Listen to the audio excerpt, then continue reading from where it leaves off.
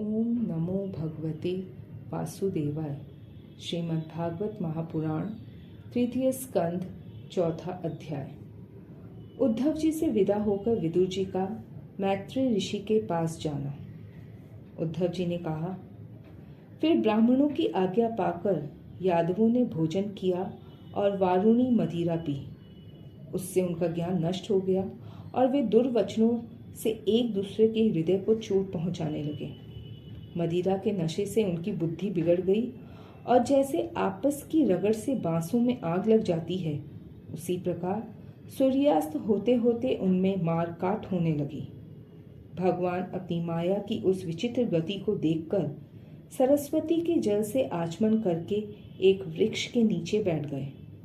इससे पहले ही शरणागतों का दुख दूर करने वाले भगवान श्री कृष्ण ने अपने कुल का संहार करने की इच्छा होने पर मुझसे कह दिया था कि तुम बद्रिकाश्रम चले जाओ। विदुर जी, इससे यद्यपि मैं उनका आश्रय समझ गया था, तो भी स्वामी के चरणों का वियोग न सह सकने के कारण मैं उनके पीछे पीछे प्रभास क्षेत्र में पहुंच गया। वहां मैंने देखा कि जो सबके आश्रय हैं, किंतु जिनका कोई और आश्रय नहीं है, वे प्रियतम प्रभु शोभाधाम श्याम सुंदर सरस्वती के तट पर अकेले ही बैठे हैं। दिव्य विशुद्ध सतत में अत्यंत सुंदर श्याम शरीर है। शांति से भरी रत्नारी आंखें हैं। उनकी चारों भुजाएं और रेशमी पीतांबर देखकर मैंने उनको दूर से ही पहचान लिया।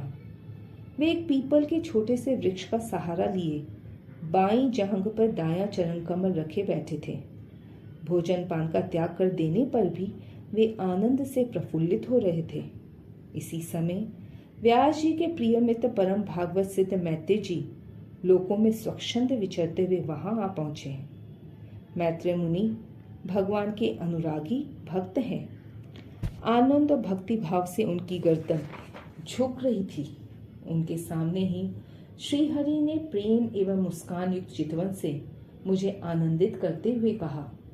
श्री भगवान कहने लगे, मैं तुम्हारी आंतरिक अभिलाषा जानता हूँ, इसलिए मैं तुम्हें वह साधन देता हूँ जो दूसरों के लिए अत्यंत दुर्लभ है। उद्धव, तुम पूर्व जन्म में वसु थे।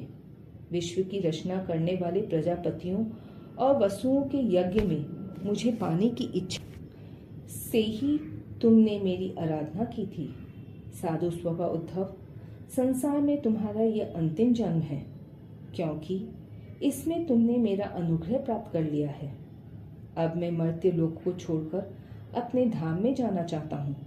इस समय यहाँ एकांत में तुमने अपनी अनन्य भक्ति के कारण ही मेरा दर्शन पाया है। यह बड़े सौभाग्य की बात है। पूर्व काल में पद्म कल्प के आरंभ में मैंने अपने नाभि कमल पर बैठे हुए ब्रह्मा को अपनी महिमा के प्रकट करने वाले जिस श्रेष्ठ ज्ञान का उपदेश किया था और जिसे विवेकी लोग भागवत कहते हैं, वही मैं तुम्हें देता हूँ। विदुर जी, मुझ पर तो प्रतिक्षण उन परम पुरुष की कृपा बरसा करती थी। इस समय उनके इस प्रकार आदर पूर्वक कहने से स्नेहवश मुझे रोमांच हो आया। मेरी वाणी गदगद हो गई और नेत्रों से आंसुओं की धारा बहने लगी। उस समय मैंने हाथ जोड़कर उनसे कहा, स्वामी, आपके चरण कमलों की सेवा करने वाले पुरुषों को इस संसार में अर्थ, धर्म, काम, मोक्ष, इन चारों में से कोई भी पदार्थ दुर्लभ नहीं है। तथापि मुझे उनमें से किसी की इच्छा नहीं है। मैं तो केवल आपके चरण कमलों की सेवा के लिए ही लालायित रहता हूँ। प्रभु, आप निष्प्रिय होकर भी कर्म करते हैं, अजन्मा होकर भी जन्म लेते हैं, काल रूप होकर भी शत्रु के डर से भागते हैं और द्वारिका के किले में जाकर छिपे रहते हैं, तथा स्वातात्मा होकर भी 16,000 स्त्रियों के साथ रमन करते हैं। इन विचित्र चरित्रों को देखकर विद्वानों की बुद्धि भी चक्कर में पड़ जाती है। देव, आपका स्वरूप ज्ञान सर्वथा अबाध और अखंड है।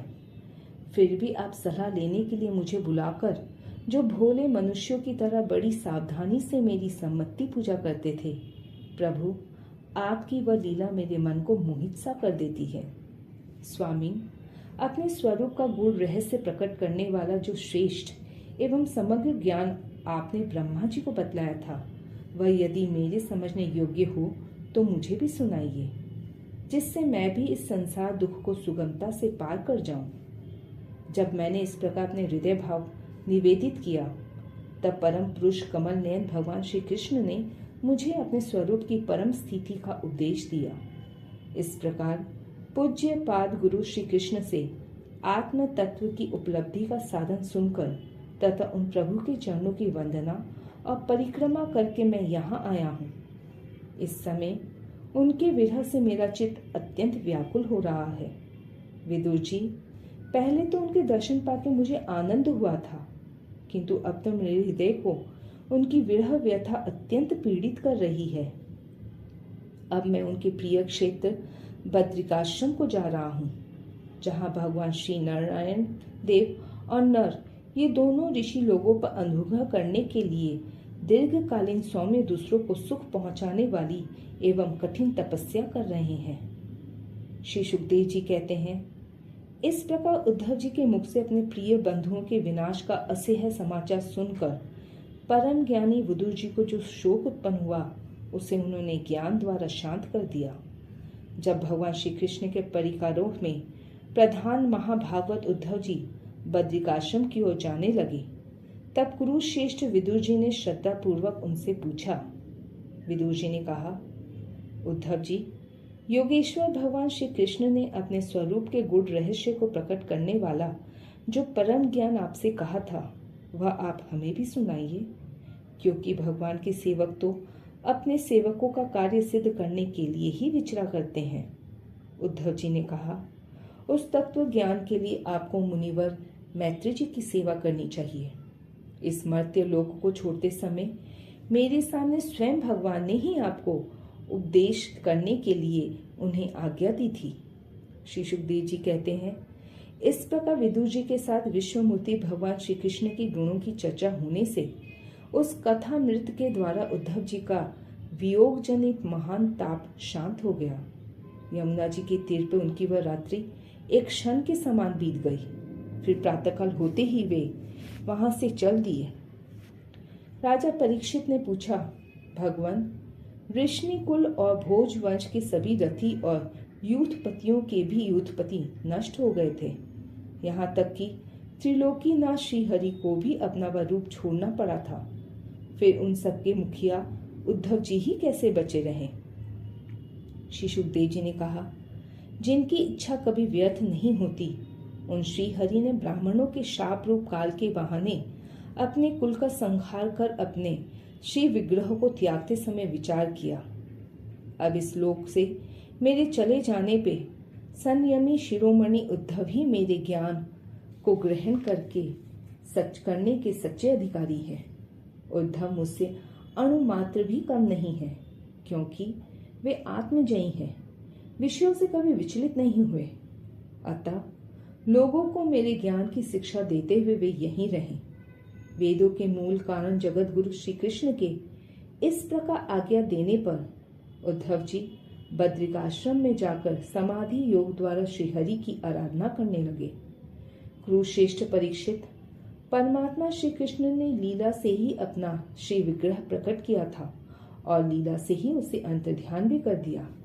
उनका वह अंतर्ध्यान होना भी धीर पुरुषों का उत्साह बढ़ाने वाला तथा दूसरे पशु तुल्य अधेर पुरुषों के लिए अत्यंत दुष्कर था। परम भागवत उद्धव जी के मुख से उनके प्रशंसनीय कर्म और इस प्रकार अंतर्ध्यान होने का समाचार पाकर तथा यह जानकर कि भगवान ने परम धाम जाते समय मुझे भी स्मरण किया था, विदुर जी उद्धव जी के चले जाने पर प्रेम से विह्वल होकर रोने लगे। इसके पश्चात सिद्ध शिरोमणि विदुर जी यमुना तट से चलकर कुछ दिनों में गंगा जी के किनारे जहाँ पहुंचे, जहाँ श्री मैत्री जी रहते थे।